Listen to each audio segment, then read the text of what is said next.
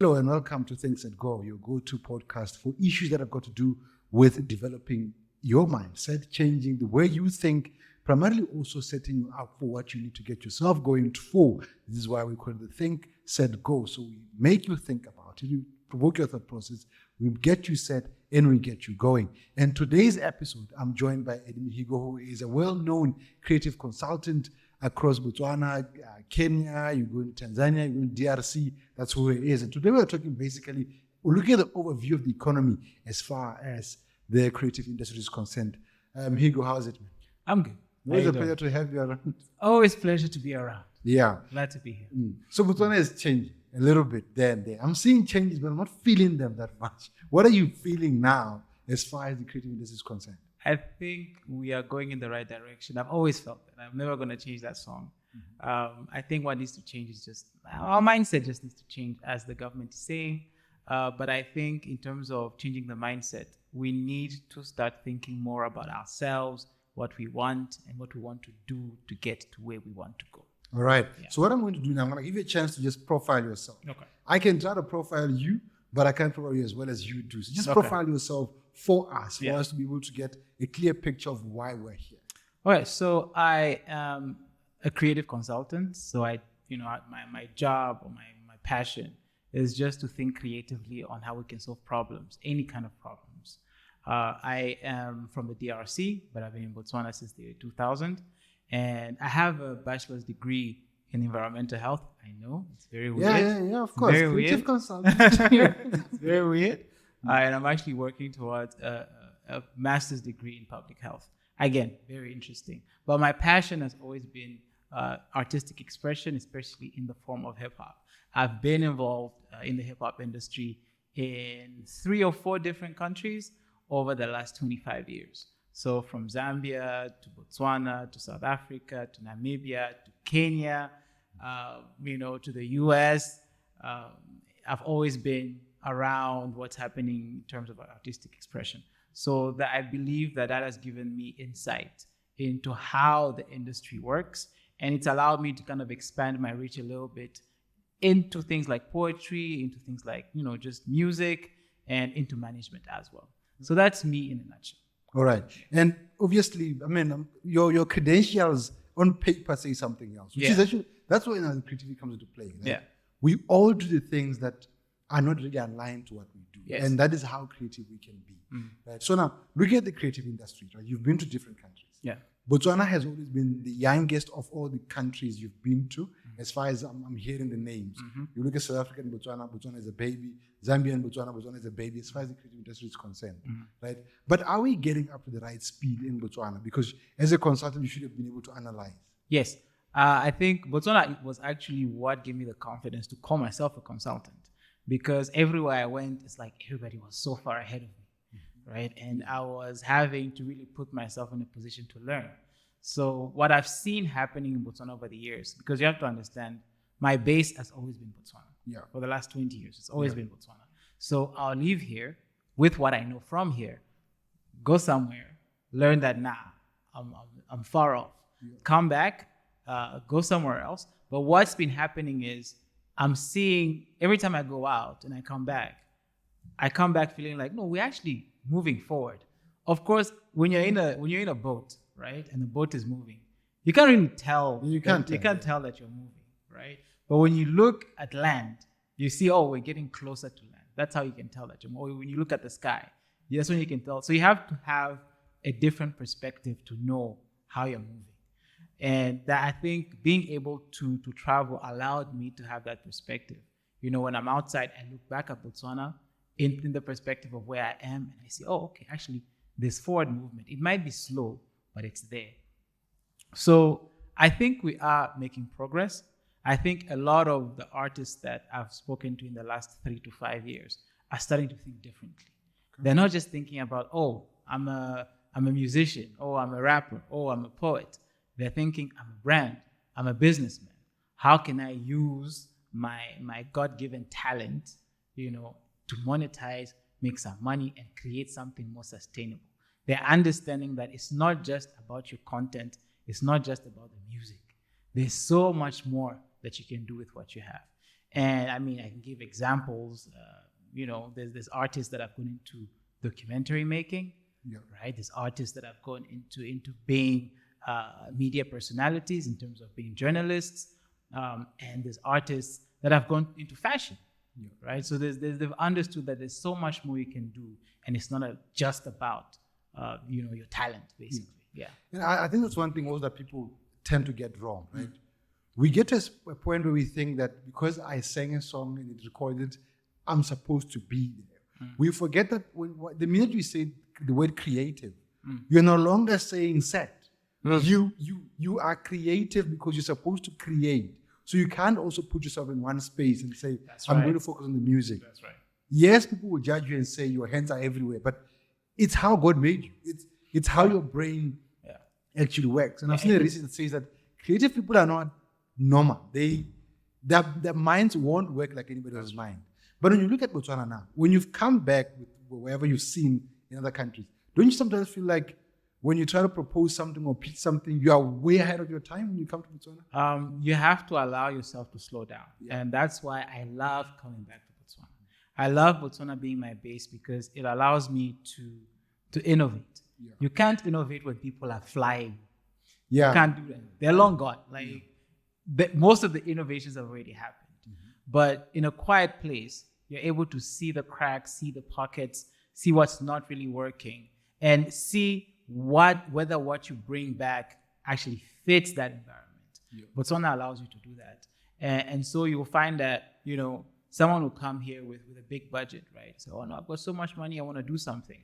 And they realize that, this country moves at a different speed. Yeah, they become excited. Yeah, they realize, no, this place moves at a different speed, which is not a bad thing. So a lot of people are like, but you guys are too slow. And I always tell them, remember, slow, and there's a reason why we say slow and steady wins the race. Yeah. Right? When you move slow and steady, you're able to see every corner. And that's why most Botswana, and I'll say this, most Botswana, when they take their talent outside, they thrive. They thrive, right? Yes. They blow thrive. up. Yes. Because we will always take that for granted. Like you look at the guy who went to Big Brother, right? Yes. He was a DJ here. He worked for RB2. And we know, he's a DJ, sure, Yeah. But the minute O'Neill became O'Neill Africa, it's like something else changed. It's a big thing, yeah. So, but it's also on the smaller things, even just jobs. Look at formal jobs. You go into the UN and the AU, see what Botswana are doing. Yeah. You'll be impressed. But what is that though? We can't express ourselves here. Is it because we're careful and we know how to place ourselves outside, or what is it? I think the one thing we lack is self-awareness. Okay. Because when everybody knows everybody in Botswana. So I don't know you based on your professional or formal acumen. Yeah. I know you as that kid who used to run around in dirt 30 years ago. Yeah, it's you see what I'm saying? So when you come up and you have this huge proposal, this huge document, and you present it to say a local CEO of a company. Also, how's your dad? How's your father doing? Yeah, that's the problem. How's your grandma? Yeah. Your grandma used to feed me when I was a baby. So that's that. It's not a bad thing. Yeah. But what that does is it kind of disarms you in terms of your professional acumen and your professional confidence. Kind of neutralizes your ability. Yeah, that's right, your professional ability. Yeah. I mean, it's a good thing because if somebody likes you as a person, they will invest in whatever you're trying to do, regardless. You see, that's the advantage. The disadvantage is if it's strictly business, then it's very difficult for you to stick specifically to that. Yeah. So when we go outside, right, now it's just you, your qualifications, your achievements, and what you're trying to do, right? And when you get into a room and you present and you pitch and you just stick to that, people will judge you based on specifically that. It's not whether they like you or they don't like you. Does your idea make sense? Does your proposal, is it feasible? Is it practical? If it is, you get what you wanted, what you came for, you move on, you put it to action. And that is why we thrive. Yeah. That is why we thrive.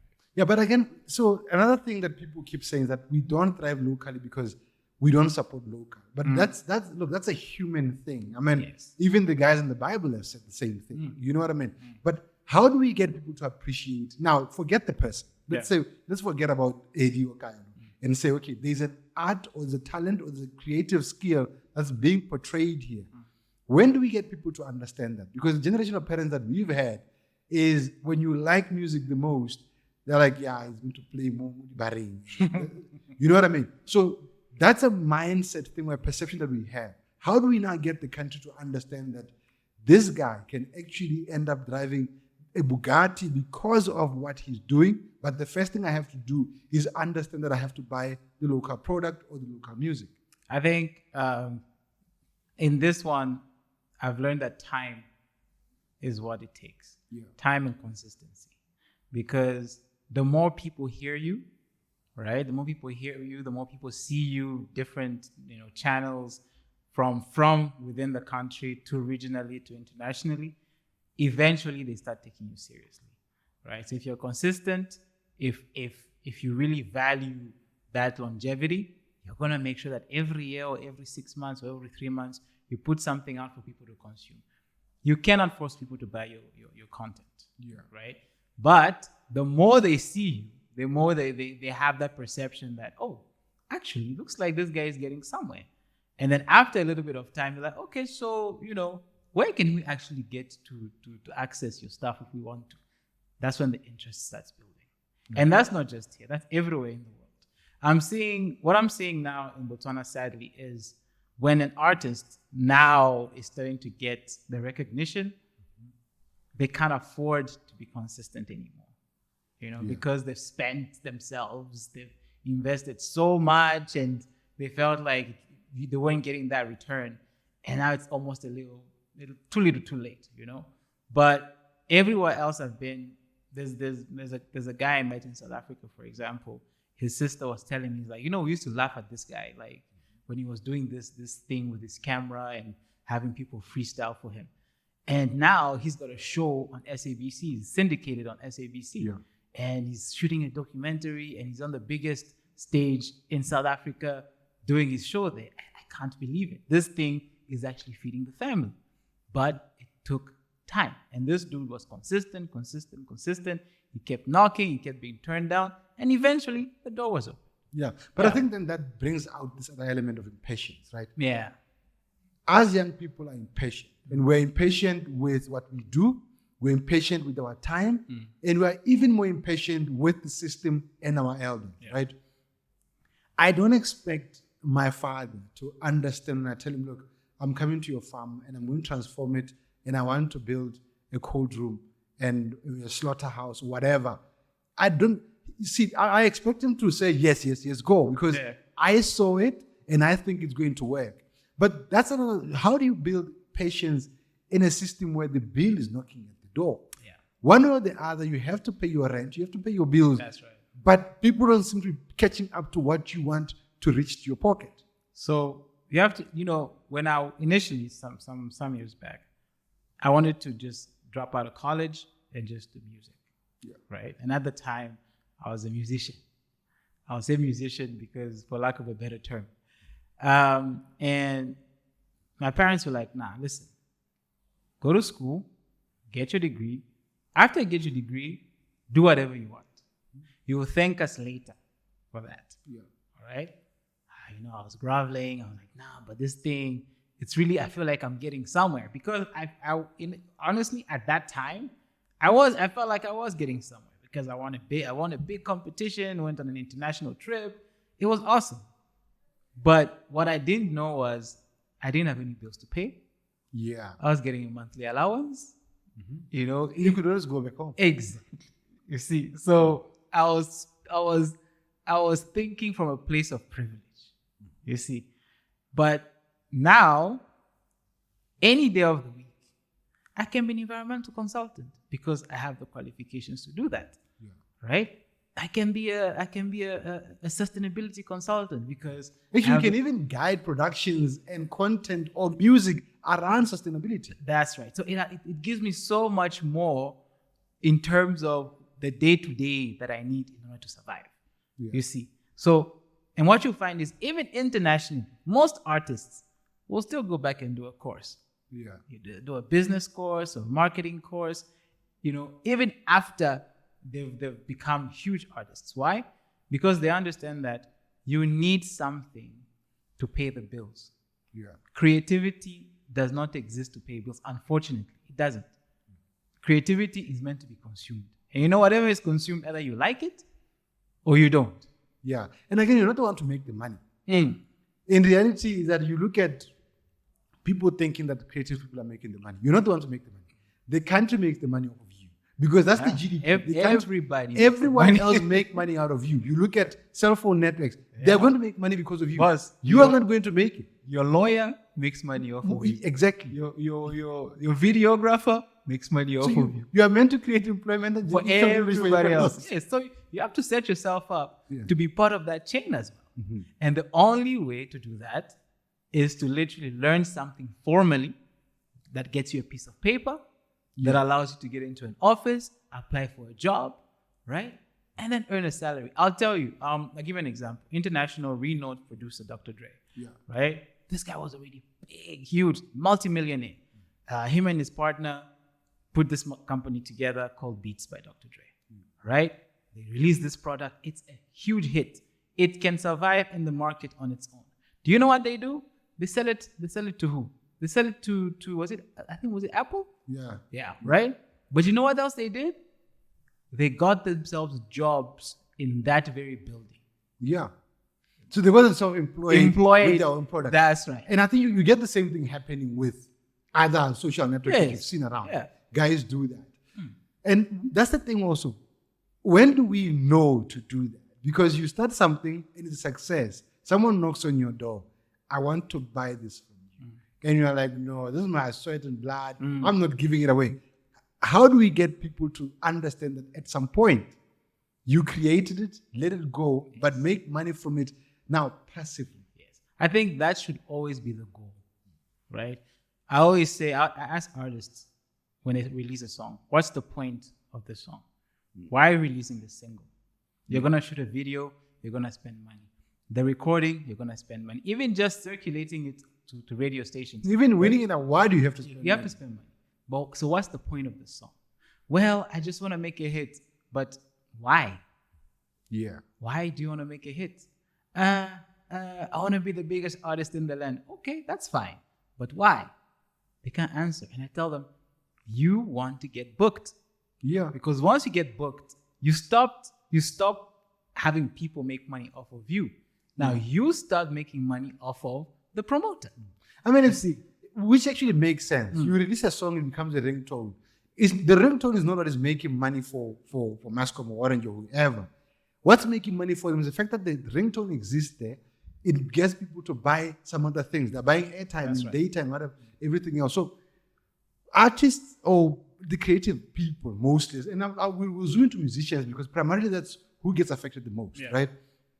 They don't understand their brand equity, and they don't understand that they can diversify with what they've done. Yes. Right? I've seen guys who write songs and then sing them. And I'm like, but why are you singing this song? You could literally for me someone, to feel the guy writes a very sad, painful song. Yeah.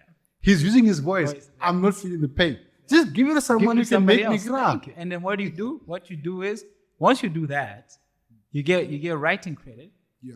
And you get royalties paid to you. Passive money, like you said. But that has to start from the beginning. Yeah. You know, it has to start. Most of the guys who made you to tell you, from the beginning, I knew that my creativity is a gift. I didn't earn it. Yeah. And what is given freely can be taken away. Yeah. So I have to be very quick to turn it into something sustainable and something that can feed me and my family. Yeah. What did they do? Some of them stopped singing altogether after they realized they wrote better than they sang. They became writers. Yeah. And they wrote for some of the biggest artists in the world. And now they're earning passive money. These people don't have to sing another song for the rest of their lives, right? Some of them became artists and fashion designers. You see? Some of them became artists and actors. If you do a survey in African, in the United States with African Americans, say between 1988 and 1998, you find that most of the artists that came out during that time, their mind was on acting. Yeah. Like, I want they went to Hollywood. Exactly. because they're like, that's more sustainable. I'm gonna take acting classes. I'm gonna earn my stripes, and I'm gonna become an actor. You see, so music, or this raw artistry that we're talking about, is specifically to allow you to do other things. Yeah. Now, to put you in a platform that can take you somewhere else. Now, there's other things like fine art, which is different, because the fine art journey is the opposite of the musical journey. The fine arts journey, you go to school. Go to school, you learn this, you learn that, and then you struggle until you find yourself. And the moment you find yourself, you blow up. Yeah. It's like an uphill, it's like the graph goes upwards. Yeah, and it keeps going, because it keeps going. Even if you don't do another piece, the other pieces gain value over time. And then that's where the painful thing comes. You look at someone who did music and the person who's on fine art. They keep going up. Your value keeps going down. Yes. So what do? You have to understand your shortcomings. Yeah. And the shortcomings of the industry that you're in. Use it as a springboard and apply that elsewhere. And then you'll see, you'll succeed. Right. Yeah. So now that's what people are trying to do. So now let's look at systems that are coming into place. People are making efforts. People are making choices. People are creating content, Now, the industry is another space. And the industry here, for a country like Botswana, unfortunately, will always seem like we are banking too much on government, but we're such a small country that the biggest buyer of any product in the country is government and the BS. You know what I mean? Yeah. So we can't go to the BS. We don't know what they do. Yeah. We know government takes care of us and loves us. The BS doesn't have to love us. They don't know us. You know what I mean? Yeah. So systems in place. Back in the day, it was difficult. And I've always given people this example. I've always said to people, look, Botswana was born in 1965, right? And when Botswana was born in 1965, what that did is that it created a space for the country to be there. So the first president, not in a bad way, right? You'd consider them a teenage mother, just got a baby. Of course, he was educated and he knew what he was going to do, but he just got a baby. He had to also compete with this baby to get that baby to grow to a certain level, right? That's one thing. Then the second president who came in, and that's Masire. Masire became the mother and father at the same time, who's now raising a child to become something. Morai comes in and meets this child now who has to go to school. Morai focused on making sure the child is healthy, the child goes to school. Then came Khama. Khama came, that's what an adolescent stage of the country. That's right. It's an adolescent and teenage stage of the country where anything can happen. And you have to bring out a stick. Yeah, exactly. Beat the child into submission. And that is what it was. Then comes in MEK. Look, Masisi comes in. He's in a stage where the guy's a teacher. That's what we got to remember. The guy's a teacher, right? He comes in to a space where he says, it's time for you to do it. He's that parent who says to you, get out there, go and get a job, go and grow up, go and sort yourself out. And we forget to count the stages. We can't keep blaming anyone. You know what I mean? Masisi is taking someone who's now just turned 18 and has picked up into responsibility. That's right. In country years, we are 18 years old. We just finished our teenagehood, jumping up and down, going there and there, making mistakes, getting whooped and all that. Now, he's saying, everything has been done. Yeah. As your parent, what I'm going to do is I'm going to make sure I bring this guy here for you to present your CV and present yourself. That's right. Then he brings, you look at the other best side of the business, bringing investors and whatever. Creative industries, I know it's controversial, but he brought that Steve Harvey guy. Yeah. And that was him saying, there are people doing big things. Yes. But are we able to pick up on that, to realize that, okay, it's time for it now, we must carry ourselves, or as they say it, and this particular person who's in charge of this country now is saying, get out, go get a job, go get a name, go get a job in UN, go get your music out there, go get your platforms there. Now, these are happening. There's an arts council all of a sudden. Sports is giving more money, art is giving more money. All these things are happening. Do we know how to pick up on those two? I think, like you said correctly, these things are happening. I don't think there's a lot of countries in the world that can say they've held the Forbes under 30 in their nation 3 years in a row. And they're doing it 3 years in a row, and it's coming now, and it's going so well. Yeah. So not a lot of countries can see that. And with that comes a lot of outside influence, of outside presence. And like, again, you've said, these things are there. It's not like it's a promise and then it doesn't happen. It's happened already. So you also want the president to be in the room to grab your arm and say, until you feel this form. Kaelo, come meet Steve Harvey. Kaelo, this is me. You really want him to do that too? Like that's the difficult thing. And that's the song I'm singing. I'm saying, guys, the government will do what the government is supposed to do. Yeah. You have to meet them halfway. They have a job. The job is make sure the country I'm in has got less crime. Yes. There's peace. Yes. There's platforms, there's policies, there's systems. Opportunities, and all of that. Yes. So we can't say government didn't do anything. They are doing what they're supposed to do. Of course, they didn't do anything for me personally. Specifically. Because I haven't come out to go and get it. So, and again, you want government to come and knock at your door. Oh, go in bad. Go brush your teeth. Okay, the car is waiting outside. Jump in. We're going to... come on. Like, So, part of what we have to do, set yourself up. Have a CV that makes sense, right? Work for free. And people hate hearing that word. Yeah, but we've done a lot of free work. I mean, we're getting to where we're trying to get it. But here's the thing. Is your free work notable? Yeah. Is it something that we can put on paper to say, yes, we as organization X can attest to the fact that this gentleman, this lady came, worked for us, added value, and here's the product that she helped build. Can you say that about your free work? Yeah. Because if you say, all I did was hold the cable, you didn't do anything. All I did was just, I was in the corner writing notes. You didn't do anything. That's just free time. That's not free work. Yeah. Work has a starting point, has a goal, it has value, and it has return on investment. Yeah. And the return on investment is that piece of paper, that recommendation, that reference that you get, which is verifiable, so that when Steve Harvey is standing in front of you and says, so what have you done? You can show him your file. I've done this, I've done that. Oh my goodness, you have experience. I can work with you. If your CV is just one piece of paper. Yeah. And doesn't really account to you being alive. Exactly. There are CVs out there that don't account to why you've been alive. Yeah. Like, you just exist here, nothing else. I have 2 CVs. I have a CV that is focused towards my professional career, right? So that one, if you want to know about environmental health, occupational health, and public health, there's a CV for that. Yeah. I have a CV, actually I have 3. I have a CV that deals with marketing specifically, with the marketing work that I've done.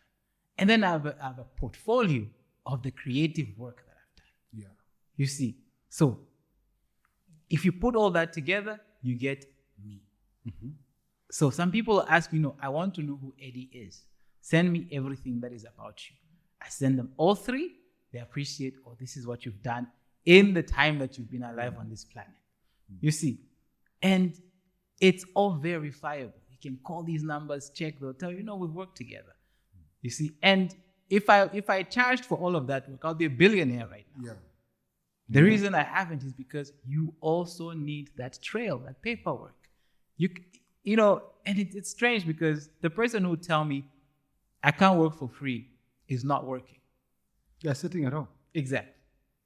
So, what value are you adding? None.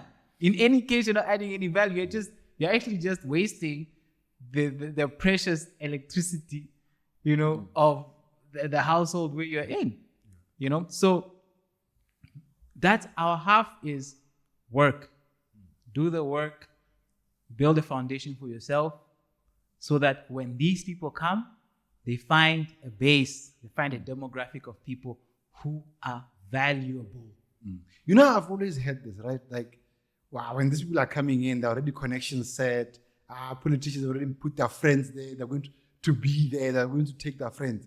And because of that, I never presented myself out there, right? And that is where it comes in, the mindset of saying that politicians are corrupt. Of course, politicians are corrupt. That's is no everywhere. secret. Everywhere. Those guys are corrupt. Everyone right? is corrupt. Yeah, power corrupts. Yeah.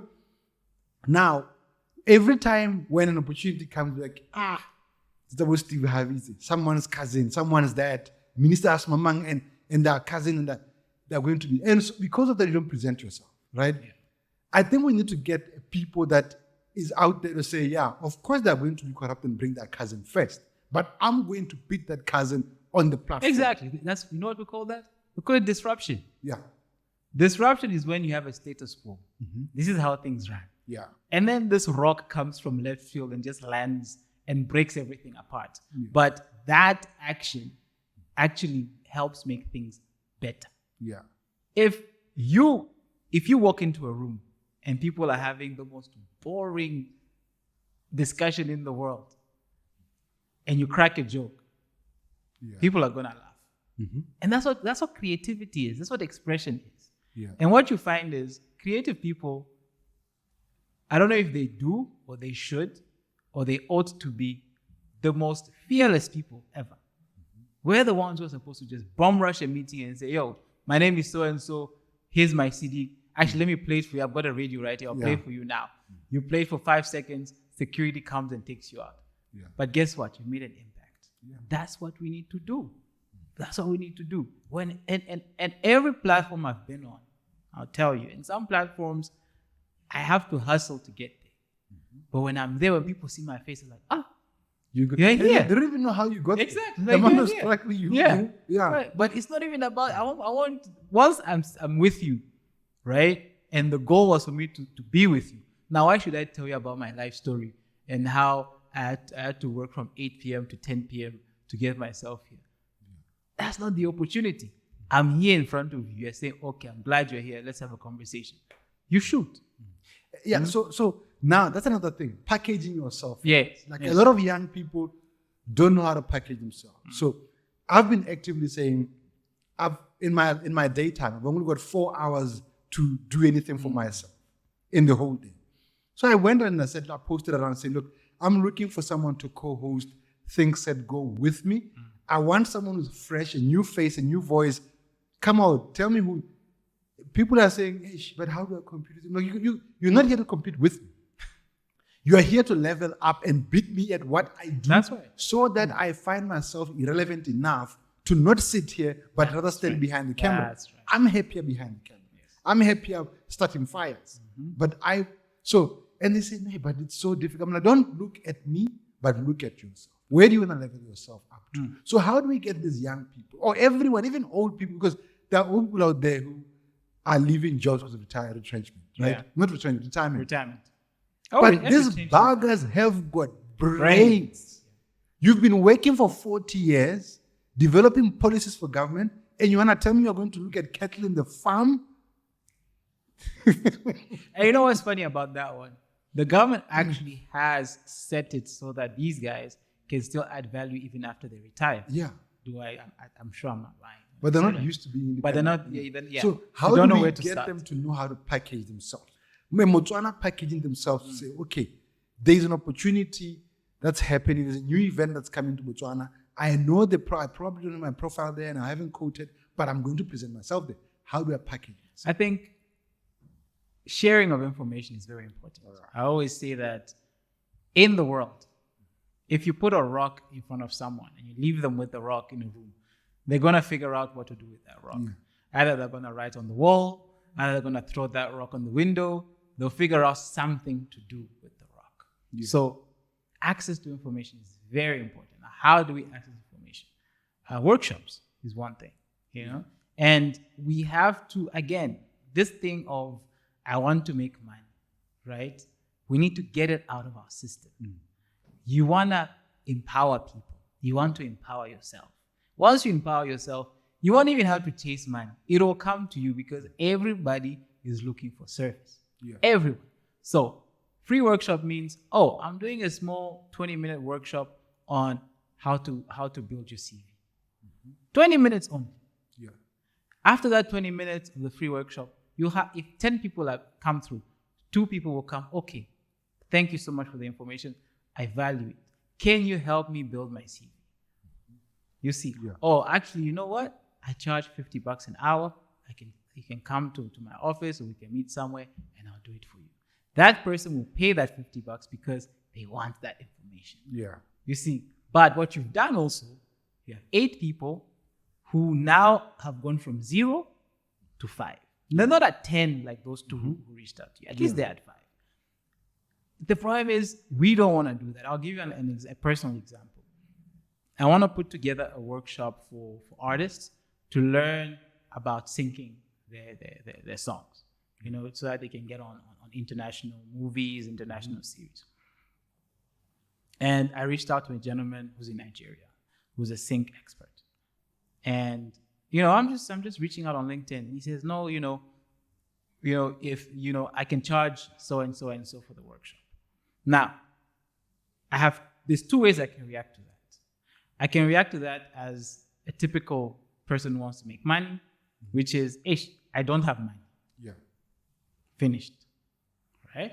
Or I can think creatively and say, okay, listen, I don't have the budget to do this for money, but can we do an introductory course for free? Right?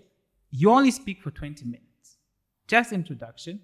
And then from there, we see who is interested in taking your full course, and then they can charge for it. Yeah. And that's what I did. And the gentleman was like, oh, I love that idea. Let's do that. Actually, when you're ready, send me everything so I can also blow it up. Maybe guys in Nigeria or everywhere in the world will want to attend virtually. You see, so because of knowing what my goal is, and my goal not being money, I made the right decision. So that's all we need to do. And actually, come to think of it, I did a public speaking presentation once. Yeah. Once. And I was not even part of the panel. I was just sitting there. And I ended up going up and saying, look, people need to know how to talk. And so one of the speakers actually was talking, but I couldn't get anything. So then I came out to say that. That same person came out to me and said, look, I don't know how much you're going to charge me, but I need to learn how to do it. That's right. So I think sometimes we don't know how to package ourselves out there. And because it's not we're afraid. We're scared. Yeah. We're scared. And it's a fear of the unknown. Yeah. Because if you're in a room and you don't stand up, you haven't done anything. Yeah, you're just there. You've shot aircon. Yeah, that's it. Now imagine you are worried about standing up and you still don't stand up. Yeah. You've worked yourself up. Got yourself, your cortisol has gone up, your stress has gone up. All that energy spent for nothing. Rather, stand up and say nothing. Yeah. At least you stood up. Right? And, I wanted to ask a question, but I'm nervous. 2 things will happen. Either you run out of the room, right? Which is flight. Or you'll say, I'm nervous, but let me try and frame it in some way. Right? And what will happen is the people you're asking the question to will assist you. Yeah. And even if you run out of the room, someone after the thing is done will go after you and say, so what did you want to ask? Maybe I can assist in some way. You almost had a point there. Exactly. Next time, phrase it like this. So you get a chance to learn something. But if you do nothing, even if you want $1 million, if you do nothing, it's not coming. It's not coming. It doesn't exist. And this is the thing again. The same people who are afraid of this, right? They pray, all right? Let's not go there. You are praying. Okay, sure. Congratulations. You know how to kneel down, right?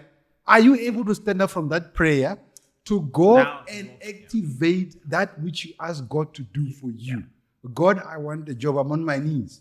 Am I able to stand up from my knees and pick up my CV and walk out of the door at least? Then God will sort out the way, kind of thing. And that's it. So the same people who can pray that way, why can't they have the confidence to just stand up and get things going? Yeah. I think we have to learn. Like I said, these workshops, they work wonders. Like 2 years ago, I went to Durban, right, to a huge conference. And I left that conference a different person, right, because I started valuing myself a lot more because of the magnitude of the conference itself and the people I was rubbing shoulders with. And you have these guys who make their companies billions, who look at you and say, that's a good point. Yeah. You realize, actually, I have a brain and it works. And it's actually spitting gold right now. And these guys are appreciating what I'm saying, you know? So these workshops are very important. And personally, I really try every month just to put together a small workshop, just to either to give information or just to encourage someone to say, no, you're on the right track. You know, in Botswana, unfortunately, because we're small, right? People think we have a culture of not patting people on the back when they're doing a good job. I always say that's not the case. 9 times out of 10, they are watching. Yeah. They're actively watching what you're doing and they're nodding. They're like, yeah, actually, this is making a lot of sense. And then, of course, once it's done, we'll switch off the TV and go into other things. Now, do this. Do that for like 3 days. And then the 4th day, don't do anything. Yeah. The 5th day, you get a bunch of messages. What happened? What happened to you? Where did you go? You see what I mean? So that's why when we say consistency, we say lock yourself in. Lock in. Don't worry about who's watching, who's liking, who's not liking. Focus on your product. Focus on something that works for you. If you have a podcast and you're going to do 1 guest a month, make sure that every month you have your episode out. Yeah. Right? If you have a song or an album that you're working on and you want to release 1 song a week, make sure that every week you announce that, this song is out. It's as simple as that. The rest is not up to you. My cousin told me something. Actually, my brother-in-law told me something. He said, you know what, Eddie? If you do what you're doing now, say nobody sees it, but you put it out there. You do it for 5 years. In 5 years, you look back. You have a library. Yeah. But if you wait for people to say something or to do something, you will have nothing. Because our natural state is to get the information we want and then to move on with our lives. And this is why we have things like awards, like recognition ceremonies. We force ourselves to appreciate. Yeah. So that the world can see, this is the person who found the cure for X. Or this is the person who created the most jobs for this country last year. But as creatives, we just create. One of my mottos is art exists for its own sake. Yeah. Art doesn't exist to make you money. It only exists for the sake of art. Everything else comes after. And the impact is not for you. It's not for you. It's to be felt by someone else elsewhere. It's the same thing. I see this baskets from Maung. Yeah. So what? You know what I mean? It's like, we play around with those things and put them in the corner. I'm not the target market for them. But someone else comes, sees that they just wonder what is, then they take it. Yeah. And they're gone with it. So I think that we need to also understand in ourselves, to build ourselves to know that I'm doing this and it might not necessarily help me, but someone else is going to benefit from it. Exactly. There are people now who are rich because their fathers played music many years ago and they died. That's right. Now they're the ones who are making the money. The catalog is now paying out. Yes. So I think we need to also look at that. Like, it's not about, I always tell people, and I say, I'm not afraid of dying, but I'm worried if I die and I haven't left any mark. Exactly. Yes, I will not see that I left a mark. Yes, I will not feel that I left a mark. But I've seen people whose parents have left a mark. And I feel I want my kids, when I die, whether they bury me or they don't bury me or whatever happens, but they'll say, but this man did this. So I think we need to understand that the creative world is also in that space. To say, if it pays you 1 hour pop, you can hit a jackpot and get paid. Yeah. But that's a temporary pay. Yeah. The mark you've left is what then defines what comes forward. Do you know what we call that? We call that legacy. Yeah. Legacy is what remains after you've gone. Yeah. So what are you going to leave behind? Most people, money. Money doesn't gain value. It loses value. Probably don't even buy your coffin because they're going to fight over your money before they pay for your coffin even. But those who left, for example, royalties. Yeah. That's legacy. That means in perpetuity, if you carry this person's name, you'll get something. Whether it's 0.5%, 1%, 2%, you will get something. Mm-hmm. If you have an asset, this microphone is an asset. Yeah. These lights are an asset. The cameras are assets. Someone, your son will walk into this room and say, what can I do with this? That once someone walks in and says, these things used to belong to my father, or let me see what I can, that's it. Wherever you are resting, rest peacefully. Yeah. And that peace actually comes into action. Yeah. You know what I mean? So, and that's, I don't like to talk about legacy too early. Yeah. Because sometimes it can be a burden. Because everything you do, you start asking yourself, is this big enough of a legacy to leave to my seeds? But like you said, that will come. Mm-hmm. For now, create. Yeah. Create, put yourself out there, find the best way to get your creation out to the people, and find ways to express yourself. Yeah. Express yourself. Whether you anger people, whether you make them cry, whether you make them laugh, right? If you get emotions out of people, you've actually shown them that human. That's right. And your job is done. And that's why one of my favorite artists, one of my favorite young artists is Ozzy F. Teddy. Yeah. And that's because he knows how to get emotions out of people. Whether it's laughter or anger. Yeah, and it can piss you off. Exactly. And you do it through the music. Yeah. Through the music. And I'm like, if people know, but this kid, I'm like, listen, this kid is a genius. Because if he can say A and you react, then his art is working. The art is working. The art is working. He's vibrating himself. That's right. Literally. Yeah. You know what I mean? So now, we've got these things going. We want people to get to a certain point, and we want to see a bit of a change in life. Look at what now is happening in Botswana. Yes, it's election year. A lot of police are going to come out there. A lot of programs are going to come out there. Money is going to flow out there, right? Then you hit a jackpot now. Election goes away for 4 years. Then you are stuck, right? How do we capitalize on what we've done now to make sure that at least it sustains us for the next few more years? So I believe you shouldn't be stuck, regardless. Okay. I think now is the time to really learn how the system works. Because right now the system is open for everybody. Yeah, it's the right time. It's open for everyone. If you want to do something, this is the best time to do it. I mean, we did a breakdown a few weeks ago of the budget speech, right? And I further broke it down for the creative sector, and I put it out on LinkedIn because that is information. Right? And even in 10 years' time, if you wanna see, what did the 2024 budget, what did they say they were gonna do for the creative sector? You can go back to that piece of paper and read it. We need to understand the system. Because if you understand how the system works when it's open, you will have the lock, the keys to the lock once it's closed. You see.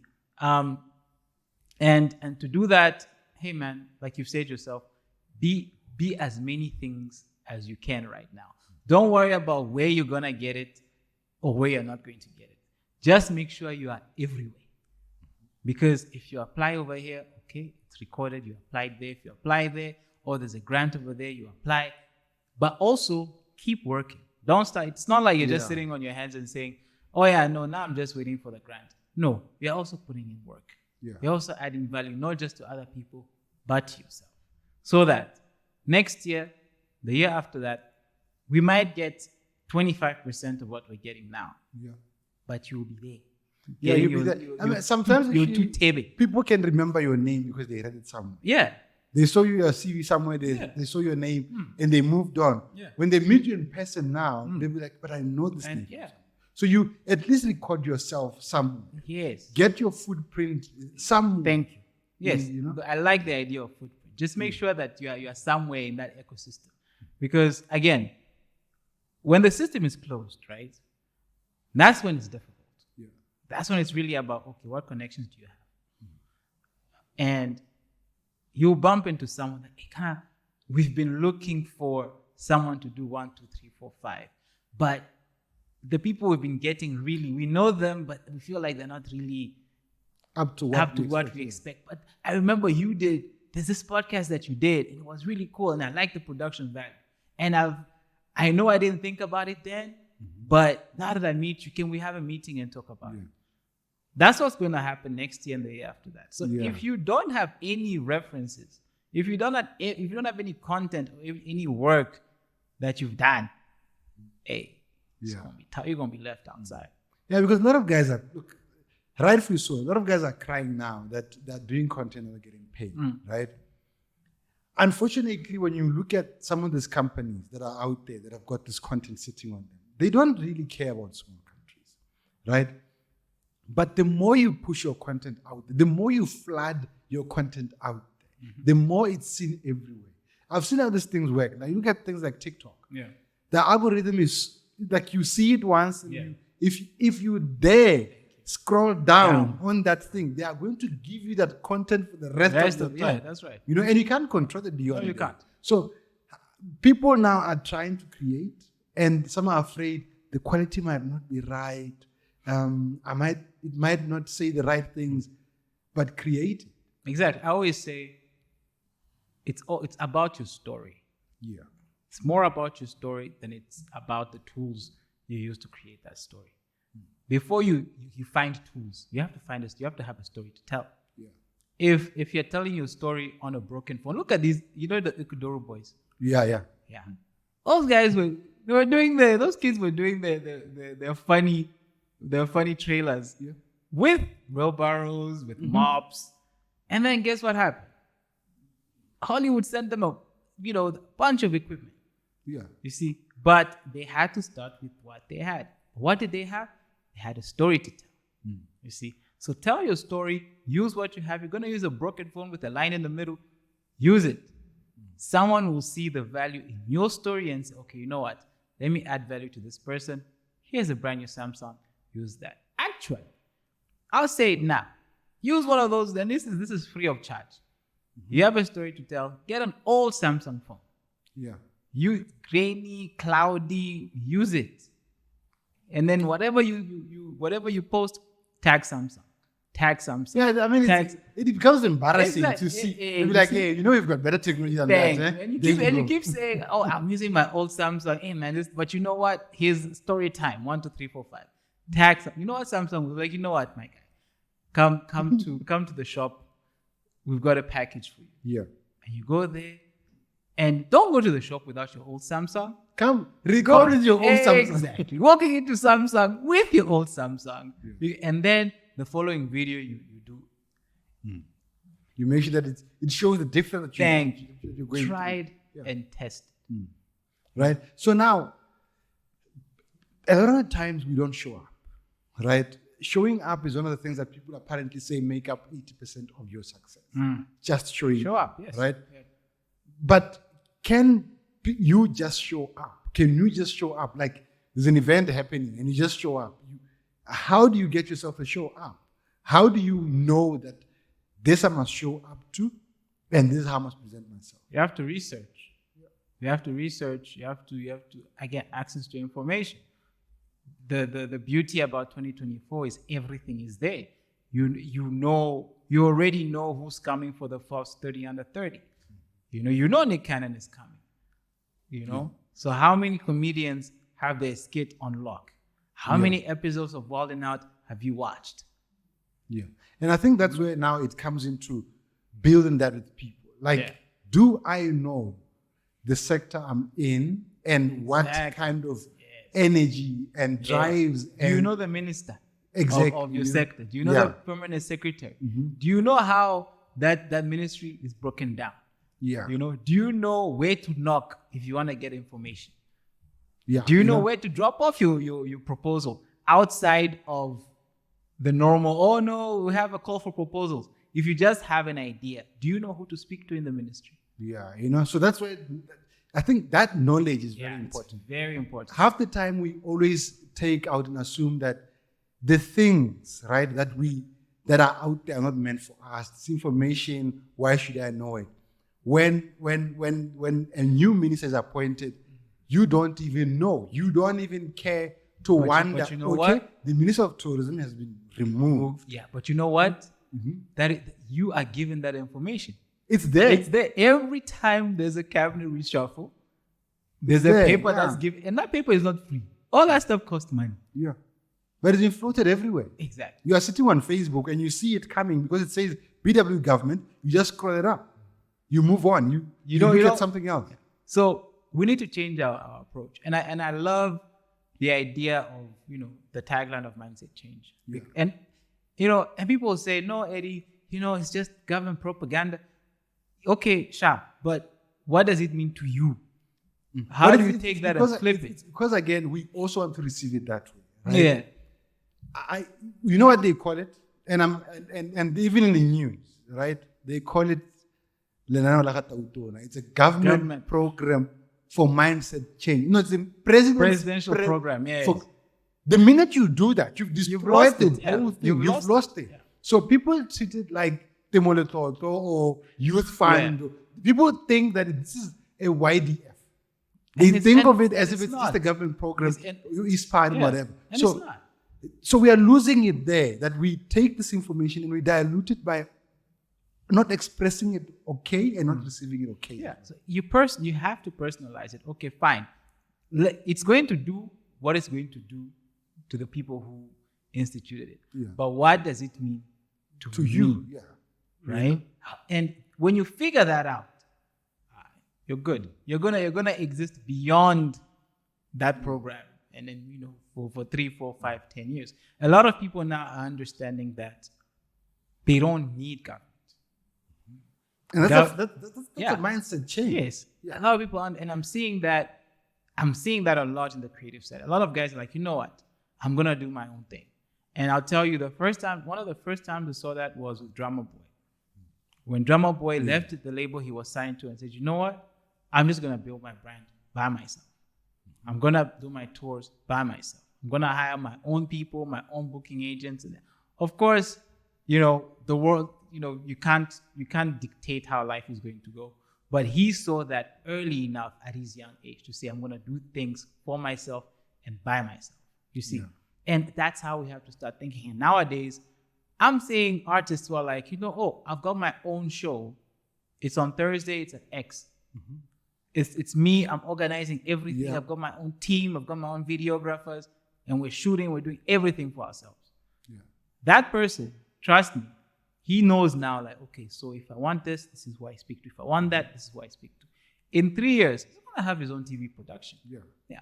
Mm. And I think that's where also we get it. So I meet a lot of guys and I say, guys come to me with ideas. I want to do 1, 2, 3, 4. And I'm like, I like that idea. Let's go. Let's get cameras. Let's get guys with cameras. And I tell them, you don't need to have the cameras. Let's get guys with cameras. And let's sit on the table and say, gentlemen, the first line of our conversation is no money. Yeah. Yeah. The second line of our conversation is no BTV. Yeah. But this has to happen. It has to happen, yes. If BTV decides now we are no longer taking content, should we now just sit and say, okay, yeah, it's done, it's finished. And guys will be like, yeah, but what's the point of producing content and it doesn't go on TV? I'm like, but who watches TV? Who watches TV? You know what I mean? The way I used to be known when I was still doing the morning show in my younger years, I was famous, I was popular, I was seen. Today, I've gone back to TV. I'm so irrelevant. I walk into a bank and I end up in a queue. Yeah. I never used to end up in a queue. Yeah. I end up in a queue now because no one watches TV. Right? You get William KRM, you get all the guys who are on TikTok. Man, they get, back in the day, I worked for government TV. It was nice. I would walk into a bank, people just move a little bit and I jump the queue. Yeah. I get a shot and I go out. Yeah. Today, the guys on TikTok are taking my platform. Of course. Yeah, waiting. I saw a video of Hollywood superstars. They don't get recognition. They're not getting recognition. I don't know what's true. They're like, what's going on with all these TikTok people? I'm like, the world is changing. So why should we be producing content or putting ourselves, planning for platforms that are no longer that relevant? Yeah. You have to switch up. And this is why in Botswana, we're very fortunate. That's why slowness sometimes is a good thing. Yeah, slow stage. It's a good thing. Yeah. Because there's countries where we can't sit down like this. Yeah. Without getting a license, without getting this, without getting that. You see what I'm saying? And here, we can still do that. You can still get started, work at your own pace. And when you are ready, you feel like, okay, now I'm a production company. I need to go and get a trade license. Let me get a trade license. Let me approach Bokra for a broadcasting license and whatnot. So you have pace. You can set yourself up and get moving at the pace that you want. Of course, in South Africa, it's the same thing, Yeah. right?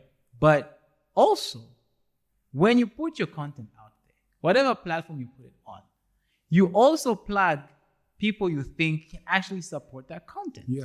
And that's where, again, information is very important. A lot of people watch, when they say, oh no, I'm going to get into podcasting. You know what they do? They only watch podcasts. Yeah. It's like, yeah, but you're missing the point of the content that you're creating. Mm-hmm. What do you want to get out of that content? Oh, I want to get to a point that maybe, people pay to be on my content, on my channel. So then, don't just watch podcasts. Yeah. Go to YouTube. Watch as many interviews as possible. Yeah. And understand the process and why people have so many other people on their shows. Yeah. And what it leads to. And you don't have to keep up to trending standards. You can be anything you want with what you've got. Exactly. The key thing is to start being what you want with what you've got. Yeah. So we are trying to see that happen. Mm-hmm. Right? We're trying to see generations that say, I don't necessarily need government for this. I can start this on my own.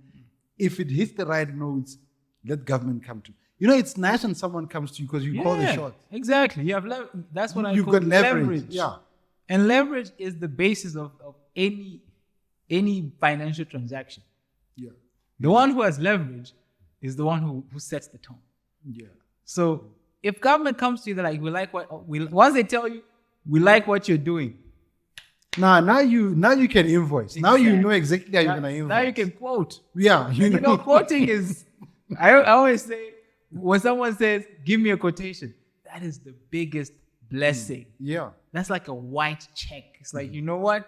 Just come up with an amount. Hit me. I already like it. So yeah. All I'm trying to establish is, can I afford it? Yeah. Give me an amount. That's it. And I get so many people. But Eddy, what do I quote? How do I?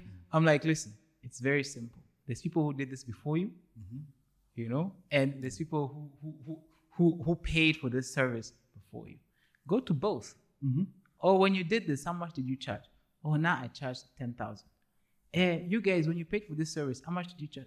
Now we ended up paying more 12,000. Oh, okay. Yeah. I'm an entry-level person. Let me start at 9.5. Yeah. And then you negotiate, and then you end up with both 7. Mm. And that's why now we also always get it wrong, right? We just think about it and say, okay, no, this is the level of the event, and it's government. I'm going to hammer. You don't even understand that you need to price yourself in a way that allows you the space to enter the system. I always say the best customer is a return customer. Yeah, if you want to hit once and run, good luck. Trust me, the person will pay. Because they like the service, they want the service. They will pay you, but best believe there's always somebody cheap. Mm-hmm. And they'll always compare you. They'll always tell someone, this time not that guy. Yeah, it's expensive. It's expensive. Let's try someone new. Thank you. And this is what I've always had in procurement committees. No, let's try someone. You know what I mean? And that's where we misunderstand the idea of a pioneer or a trailblazer. Because someone will say, you guys are doing it now, but I started it. Yes, you started it. One, how many times did you do it after you started it? And are you still doing it now? If it's no to both, then you didn't start anything because you were not consistent. Yeah, you never stayed on it. You never stayed on it. Yeah. And the reason 9 times out of 10 you didn't stay on it is because you wanted to make the most out of the first person that walked through the door. Yeah, and that's where the challenge comes. Just, you can't get it all at once. No, you can't. And right there and there. You've got to work to try and get it. That's the beauty. Again, that's another positive of being in Botswana. Yeah. Because Botswana, you have the luxury of time. Trust me, bro. Any innovation in Botswana, people catch on after 5 years. Yeah. That means if you come up with a new idea, you have 5 years, easy to perfect it while making a little bit of something out of it. Yeah. Like you said correctly when we started. If you go too fast, you're going to crash. Yeah. But if it's steady, you know what you want to achieve. People will start coming slow. You have 5 people paying $5 each. Then you have 10 people paying $10 and and I mean, the story I like to tell is the corner couch story. Yeah. How it started just being smaller. The space was smaller than this room when they started. Yeah. It was a throwaway space. The owners of the place didn't know what to do with it. So these guys took a chance. Yeah. Right? And now they're in the space of 2 restaurants. Yeah. And then some. You see. And the owner always says, it was just slow progress. Just one thing after the other, one thing after And the other. sometimes also when you feel you've got a bit of a rush to get something done and you think you are not in the right market, leave. Yeah, switch up. Very We quickly. are so afraid of leaving. You start something in Botswana, you are way ahead of your time, you are way ahead of the speed. Go somewhere else. Go and learn. Go and pitch it somewhere else. Yes. Make the quick money, get hit, come back crying. But you've learned something. And trust me, when you come back here and you refocus yourself and you say after a few maybe 6 months to a year of rewiring yourself, now finding your center, and you say, okay, you know what? Let's do it again. Let's try something else. Yeah. You will do it it'll be so easy because I always say it's more important to know what you're not supposed to do than knowing what you're supposed to do. You might not have a goal in terms of this is what I'm supposed to be doing. But if you know what to avoid, you'll get somewhere. You'll get somewhere. And I think that's the thing we need to also just teach Botswana. Like, there is nothing wrong with using your passport. That, first of all, is the cheapest passport to get in Africa and the fastest to come out. Thank you. And it's one of the strongest ones. The strongest passport you've got on the continent. So what's wrong with just using it? You know what I mean? So some people will be sitting there and saying, I've been doing fashion design for so many years and I'm not getting there. This South African shops are not buying my product. Of course, they're not buying your product. You're not known. They don't know who you are. They don't know you. Like, I mean, if you think South African products, why should I look all the way here when I'm sitting where they say everywhere? Exactly. There's 10 other fashion designers just down the road. Yeah. So I think we need to then get people to understand that this thing of being afraid. I've seen some people who decide, okay, in Botswana, I'm making a turnover of $10,000 a week. It's not working for me. Go somewhere. And you know what? Nobody's asking you to move. You're not moving. You can just go. Take a journey. Go over there. Spend some time. See what the people are doing there. Look at what they're doing. Come back. Try and see if from here you can tweak yourself a little bit, tweak your product to match what is requested there. After a few months, go back, check. Oh, is it better? Yes, we still need to improve here. And come back, do the same. Do you know who designed? I think if I'm not mistaken, do you know who designed Melrose Arc? No. It's a Motswana. The architect. And it's sitting there. That thing. The Motswana. Yeah. So now, when do we leverage on this? When do we decide it's time for me to leverage? The African Continental Free Trade Area, my favorite subject in Africa, because I don't see the success. I'm not being negative. Not yet. but that thing is an illusion. It's a far-fetched dream, right? I love it, okay? And I love the whole idea. Yeah. But we still have people who are afraid, right? I've got a brand and I've built it here. It can't really go okay here. Let me borrow it to someone else. Botswana is not about No. Botswana is not about to sell. You're going to sit on that. I'll tell you right now. I know someone. This is old man. He has a complete mobile studio. Complete. With the big screen and everything. Yeah. Complete done. That thing could, I don't know if it's still moving right now, could easily go from here to Durban. Yeah. And back. It could do the whole, and I was asking, why don't you just let someone else lease it to someone? Yeah. Have a some form of a how do you say, like a quotation type thing where you have different prices. Or if you want to go to up to Molepolole, this is how much you pay. If you want to go to Kanye, this is how much. If you're leasing it for a week, for a month, for 6 months, let it work for you. And all you have to do when it comes, you have your conditions, your T's and C's on the contract. When it comes back, you check. That's it. no, I prefer to do this thing myself. we are hoggers. And you know what happened? That thing wasn't moving. It was just at home, wear and tear. The elements. Now, better technology has come through. Thank you. Now you can do all of this thing on a camcorder. Yeah. On your phone. People move. People go on tour with an iPhone 15 and a wireless speaker. Yeah. You see what I'm saying? But if you had started back then, you would still be people would still find value in your product even today. Because I always told them, I was like, especially in rural areas, you can partner with a movie company like World New Capital Cinemas. Yeah, and do nighttime movies over there for kids. And it's part of the CSR. Yeah. You do it for free. You drive out in the bundus, you set up your thing, you set up your speaker, and kids they can even sit on the ground. They don't need chairs. Mm-hmm. They sit on the ground, they watch a movie, and they come back.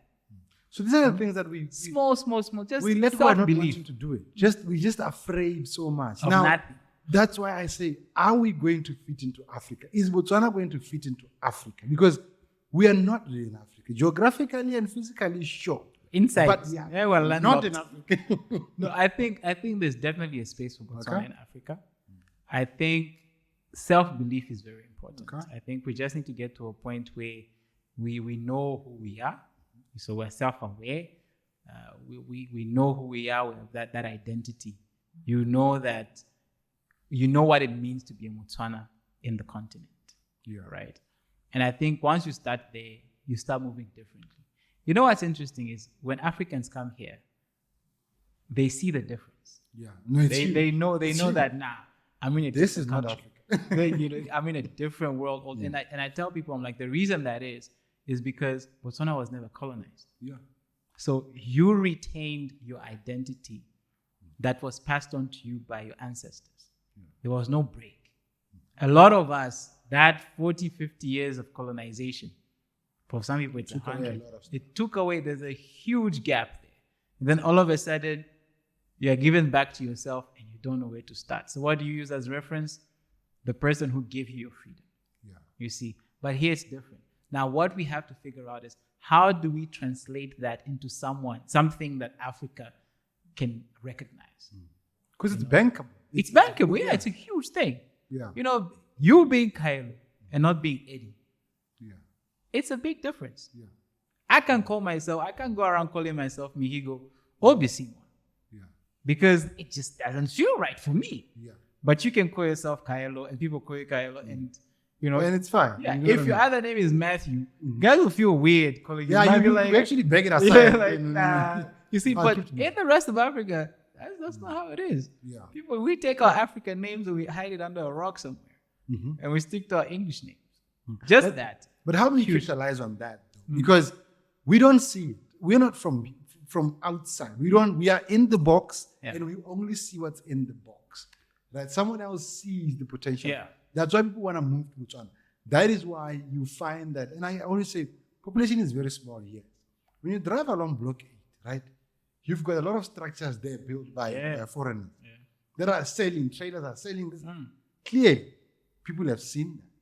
Mm-hmm. But how do we capitalize on making sure that whatever it is that defines us, we capitalize on it and actually bank it as a people? Do you know what defines us right now? Two things.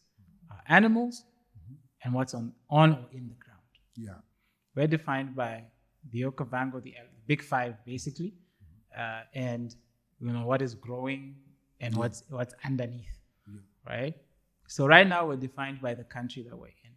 I think we have to start defining ourselves as a people. If you go to South Africa, you go to KZN, and you close your eyes, what do you think about? You think about the ladies with the hats. Yeah. Think about the guys with the feathers. Yeah. You think there's an identity. There's an identity. Yeah. There's a person. There's a human being. Yes. That specific place, personifies, right? Yeah. You can literally see it in your mind. Actually, come to think of it, there was a girl who was asked about Botswana, and she said the women are pretty, but the men don't exist. Imagine. So it's because it's a lack of that definition. Yes. So every time I meet people, whenever I travel, and I say I'm from Botswana, like, the diamond country. Exactly. I'm like, we're more than just. We're not So just it's the diamonds. almost like we're a warehouse. Yeah, we're not a kavango. We're not the elephants. Yeah. We're not the diamonds. We're not a jungle or a savannah there and the warehouse, and there a with warehouse diamonds. with diamonds. Or a crawl with cattle. With cattle. Yeah, you see what I'm saying? So, Yeah. So we sound like a code room. Yeah, Actually, when you go out literally. there. But it's not like these cows grow themselves, Yeah. feed themselves, skin themselves, and sell themselves. There are people who actually do all of these things. Yeah, Right. and it's because of the way we do it as a people Yeah. that you know this thing. Yes. But we failed to market Thank you. the Botswana. So what we need to do is those cultures that are amazing, that kept me here for as long as I've been here. Yeah. Right? The culture of community. I loved when after I got married. Before I got married, I was just a knucklehead. After I got married, actually the day I got married, Yeah. traditional wedding, we're ushered into like an area, the kotla, right? We're ushered into the kotla. And then I'm told, you know what, you sit here. I sit down and someone brings me tea, right? And I'm told you got to finish that tea. That tea is you being welcomed into the family as a man now. Yeah. And guess what? I turn to the right and my friends are coming in and they want to sit in the kotla and I'm like, no. You are not men. Yeah. You are boys. Go there. Go there. If you want to sit with the ladies, go sit with the ladies. But here, it's men only. I'm like, ooh, rite of passage. Yeah. And this has been happening for centuries. Yeah. You see? And then afterwards, oh, Eddie, you've been invited to a meeting. You're representing your family. There's a chair for you there. Yeah. I'm like, oh, so now I also get it. Okay. So that's a value that That's we don't bad. we So don't capitalize on. yeah, and when people came in the morning at 5 a.m., all these Congolese doctors, they think they've made it in life that, hey, you have to sit. Yeah, get on your knees. Get on your knees. No, but like, Bend that knee. or else, Touch the ground. or else we cancel this whole thing, Yeah. and you guys will figure yourselves out. You know what to do. They sat. Yeah. But that's where it is. That is huge, and that's what we need to do now. All those little things, right? The funerals, right? The weddings, the family meetings, the kotla meetings. When people come, and that kind of tourism, cultural tourism, is not taking people to the Okavango. Yeah. It happens in and around the city. Yeah. There's Moleps, there's Tamaha, there's Kanye, all these, there's Moshupa. There's places that have so much history, right? And still have so much culture, And when your friend comes from China, you take him there. Yeah. You take him there. He'll go back with so many And stories. actually they see a lot more than I would see. Yes. Like for me, I'm like, yeah. I'm just here. So Yeah, exactly. It's just another Saturday for you. Yeah, But that it's guy is like, you're not doing anything. There's nothing special we're doing. For them, It's like, there's oh value my in God. it. Yeah, because they don't have that, or they haven't been able to experience something like that for so long. I remember I do hosting every once in a while, and last month I had a gentleman that came to see me from the US via Johannesburg. So I took him to Matebele. Okay. Right? I'm like, yeah, you know what? We're gonna go outside town a little bit and have and I took him to like a random bar. Yeah. I've never seen the amount of love that man got from other men. Yeah. Not from women, from other men. Oh my Being God. received. Exactly. Yeah. He was being hugged. Hey, so where you? And I'm like, and he was like, in the week I've spent here, this is the most fun I've had. And that's why we need to try and leverage. Yeah. To try and build the Botswana. Because people, and I always tell people, do we know why the Europeans were buying our beef when they used to buy it a lot? Do we know why? I know it's from Botswana. I'm like, no. It's not about it's from Botswana. And we're losing the point that these guys were not buying the beef because it's from Botswana. They were buying it because of the way Botswana took care of their cattle. Right. The way they raised their cattle is what converted that cattle into a bankable state. Yeah. So, but we don't know how to capitalize on it. Yeah. And I'm not against and we it. don't have to overthink. Yeah. It's not an overthinking thing. Yeah. And like I said, the people who have come here under my hosting program, it's just a phone call. Yeah. Phone call, they do their own booking, accommodation, everything. They come, and I just show them around the city. Yeah. That's it. Nothing complicated. Sure, things they don't know. Exactly. We go, we have some seswa. We go, we have some bright meats. We go to Mochudi and sit outside B6. They don't know that. They don't know that actually there's places where you can have a building empty with just a bar. The building is empty inside, and outside The people there's 500 people. and they want to be there. Exactly. And they're there comfortably. Yeah. And it's like, this is odd. Why aren't they sitting inside? I'm like, well, that's how we are. And I think a few of the guys also who have been around with it, come from outside, would go to fashion lounge. Yeah. You know? And exactly at 3 o'clock, without the sound going down, as soon as, I think the fashion lounge used to close at 3 at the time. Around 1:30, 2 o'clock, people are disappearing from the club. Yeah. And the guy says, what's "Well," I'm happening? like, because it's almost time. That's right. People know they must drive home. They must go home. He's like, no, but don't they wait for the cops to come and share? no. Like, so we don't. Why? Our cops must do other things. Yes. They must make sure when I get to my gate, That's there's right. no criminal. Thank you. Not to patrol the bars and no. So they then said, but is there a law that forces you to? I'm like, no, there's a law that says the club closes at 3.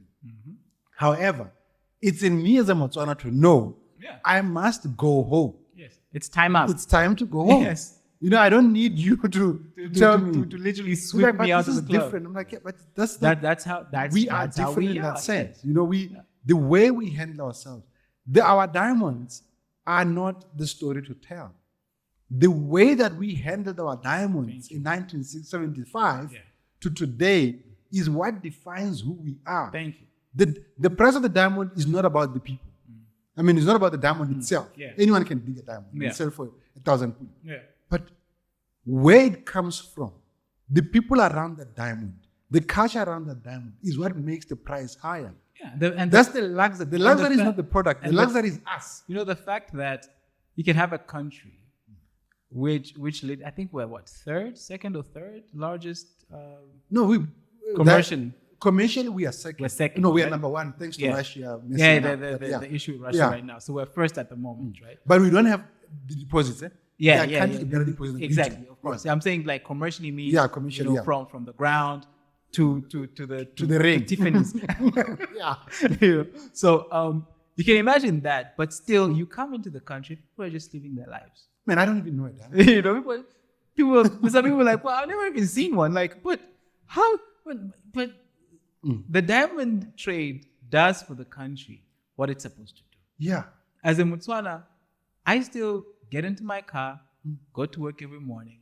On Saturday, I park my car, get into my old van, go to my cattle post, and watch cattle all day. Yeah. It's like, yeah, and diamonds have got nothing to do with it in my life. Yes, diamonds are provided for the security, the roads and everything, the infrastructure. It's doing but what diamonds don't define me. No, they don't. But I rather define the diamond because every time you see a Botswana, you are thinking, whoa, diamond land. Yes. And it's because we have more diamonds.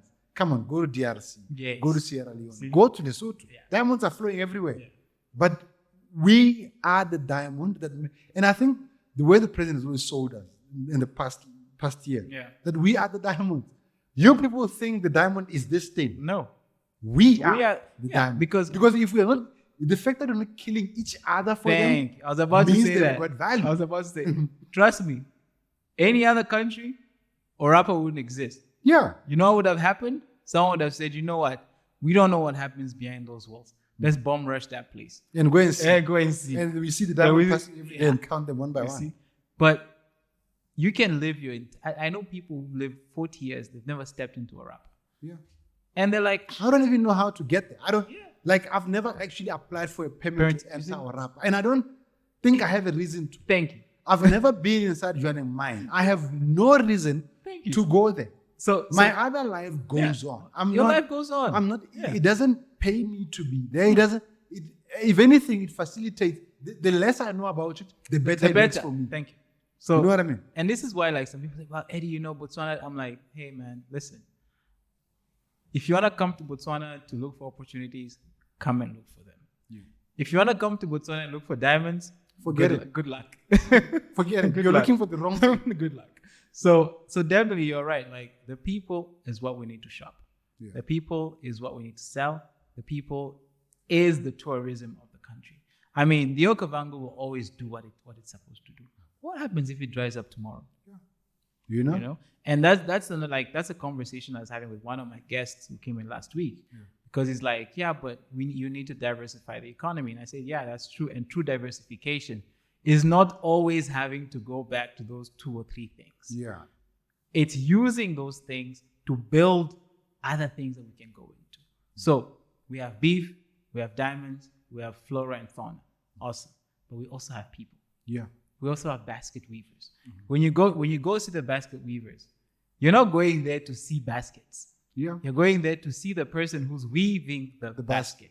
And it's because of that skill and that knowledge that gets you to actually want to be personal with the product. That's want right. to see Exactly, because you know where it's coming from. You can literally point out to say, this lady in this picture is the one who made this basket that's on my wall right now. Yeah. You So, see? and that's why now we need to also try and invest.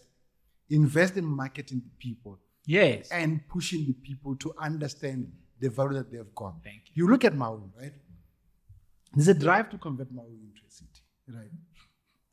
It's a brilliant idea. I mean, It's an idea. I don't know if it's brilliant, but it's an idea. I'll call it an idea. Yeah. I'm working my head left, right, and center to see how do we convert that into a city. Are we saying a green city without the big roads, but with more people, which calls for bigger roads, or how are we going to handle it? Because Maung sells now, because there's a time I was actually in Maung, just on my own, and I literally walked past the guy, right? And I turned and I said, I know that guy.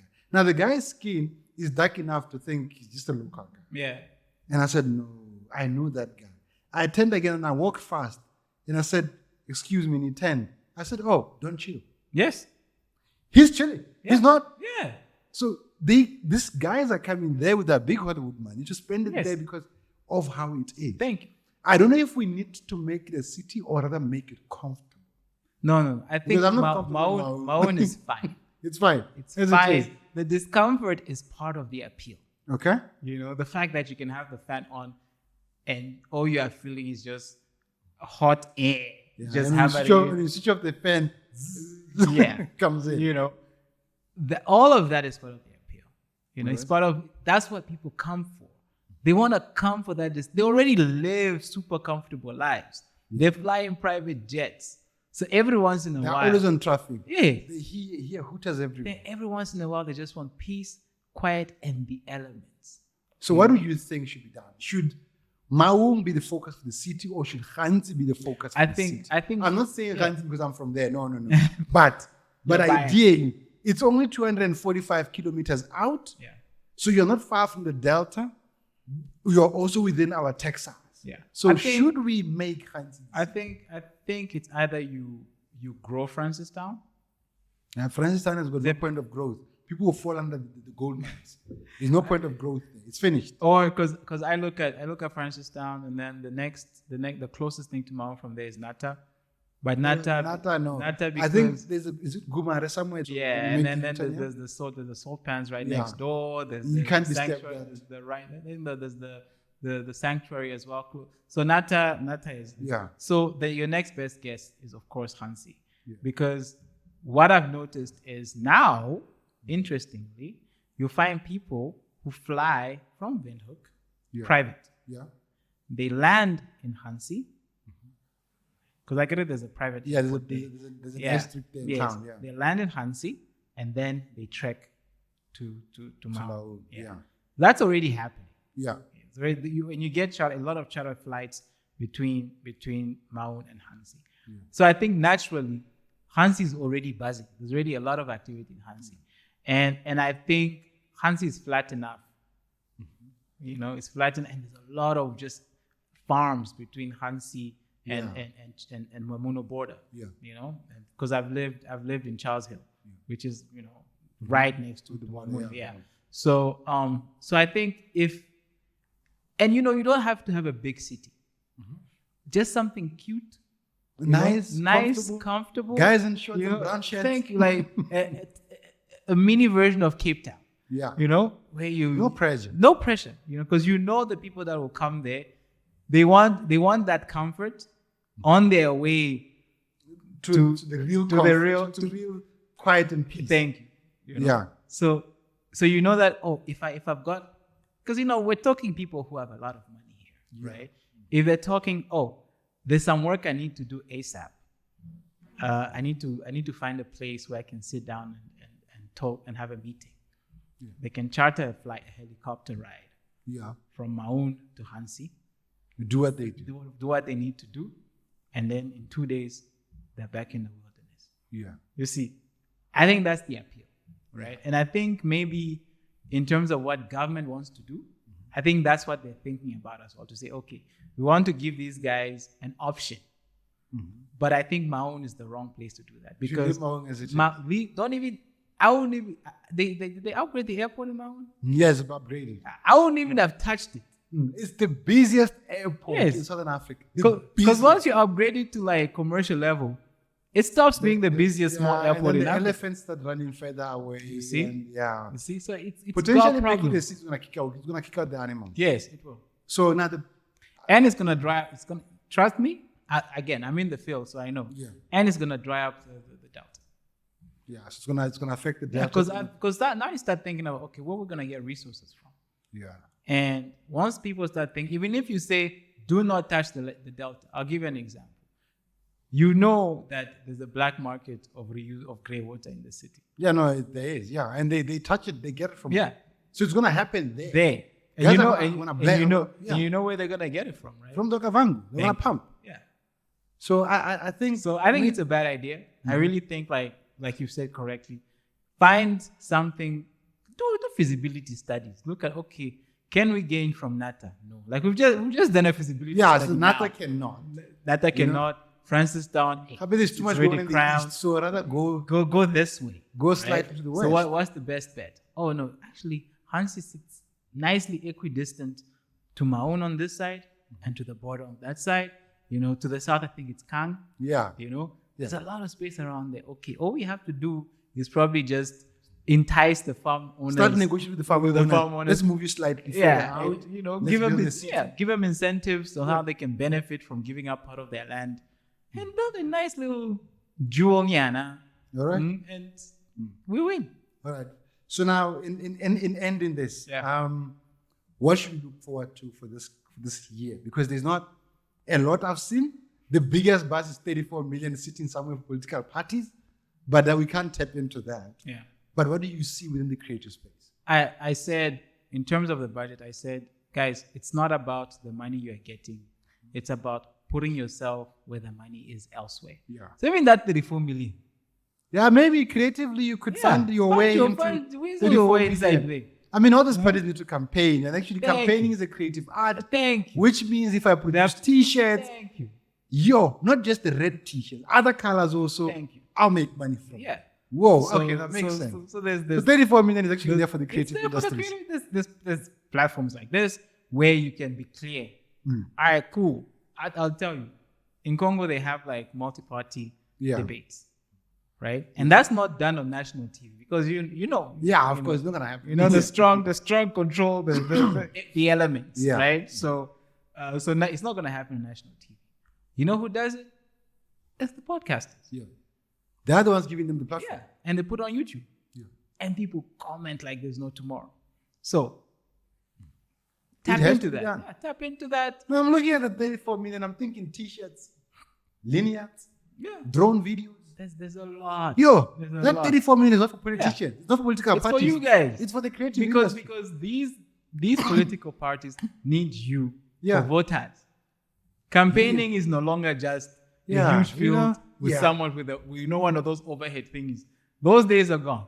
Now you want to reach people in their homes on their cell phones. Yeah, you gotta create the content out there, put everything out there. Now, if a political party used to print 25,000 t-shirts because they never had part of the 34 million, now they can print 250,000 t-shirts. That's right. And where are they going to do that? Yeah. Yeah, no, I think we need to tap into. So we need to tap into that. I've been thinking 34 million for politicians. You've got we're spoiling them. You've got the digital corrupt people.